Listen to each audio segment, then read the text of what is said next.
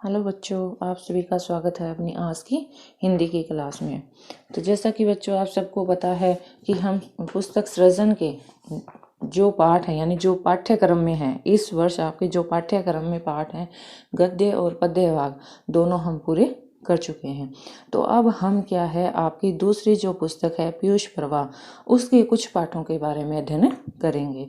तो बेटा आज हम देखते हैं महादेवी वर्मा द्वारा लिखा गया रेखा चित्र गोरा। ठीक है, तो उससे पहले हम देखते हैं महादेवी वर्मा का साहित्यिक परिचय। तो देखो बच्चों कि महादेवी वर्मा का जो जन्म है वो हुआ था 1907 ईस्वी में और इनकी मृत्यु हुई थी 1987 ईस्वी में। हिंदी के छायावादी काव्य आंदोलन के 4 प्रमुख स्तंभों में से एक कौन है? महादेवी वर्मा है। इनकी कविता में वेदना है यानी दर्द है, पीड़ा है और करुणा की प्रधानता है। इन्हें आधुनिक युग की मीरा भी कहा जाता है।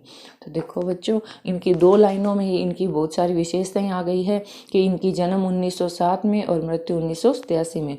और कौन से वाक्य हैं? ये छायावादी में है और छायावादी में जो काव्य आंदोलन हुआ था उसके क्या है 4 मुख्य स्तंभ थे, उनमें से एक इसका नाम आता है महादेवी वर्मा का। और इनकी कविता है वो क्या है? वेदना और करुणा की प्रधानता है, यानी उनमें पीड़ा है, दया है, दया का जो भाव है उसकी क्या है हमेशा प्रधानता रहती है।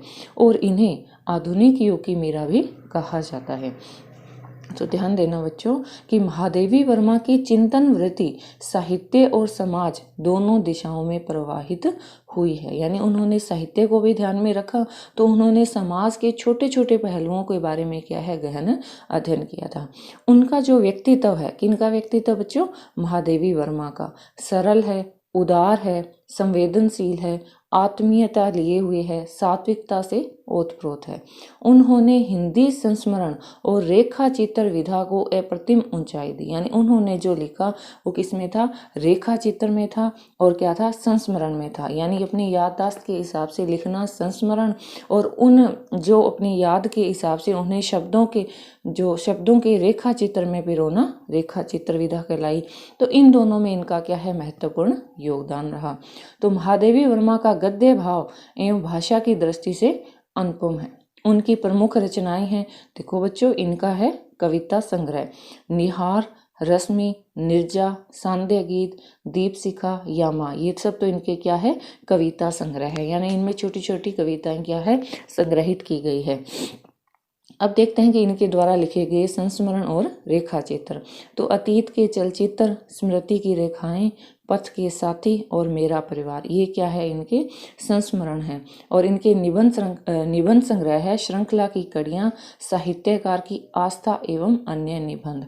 तो बच्चों ये तो इनका क्या है साहित्य में योगदान है और इनका जो साहित्य में योगदान है वो क्या है अपने आप में अनूठा है। तो अब देखते हैं बच्चों कि आपके जो पाठ्यक्रम में है गोरा नाम का रेखा चित्र दे रखा है, तो इसमें देखते हैं कि इसके अंतर्गत है क्या। तो देखो बच्चों इसका पाठ परिचय। गोरा रेखा चित्र में गाय के अतरंग व भार्य सौंदर्य के साथ मानवीय संवेदना का रेखांकन है, यानी गोरा कौन है? गाय का नाम है। तो यहाँ जो लेखिका है वो क्या करती है उन्हें क्या है पशु पक्षियों का बहुत ज़्यादा क्या रहता है शौक रहता है। तो वो एक क्या है छोटी सी गाय को लाती है और उसका नाम रखती है गोरा। तो उसकी जो सुंदरता है उसके बारे में इस पाठ में क्या है बताया गया है। इसमें गाय का घर में आगमन होना यानी गाय का घर में आना, उसका स्वागत करना, लेखिका के महत्व यानी लेखिका का उसके प्रति जो प्रेम और स्नेह है, रोचक वातावरण यानी गाय के आने से जो बाकी पशु पक्षी है वो किस तरह से खुश होते हैं ऐसा दर्शाया गया है। एवं गाय के प्रेम को कलात्मक ढंग से प्रस्तुत किया गया है, यानी गाय को तो सब प्यार करते ही हैं, गाय भी क्या है सबसे आत्मीयता दिखाती है। तो गोरा गाय के स्वभाव एवं क्रियाकलापों के अंकन में लेखिका ने चित्रात्मक भाषा, बिंब प्रधान शैली और प्रतीकात्मक शिल्प का प्रयोग किया है। तो यानी उन्होंने उसको दिखाने के लिए क्या है बिंब और प्रतीक का प्रयोग किया है।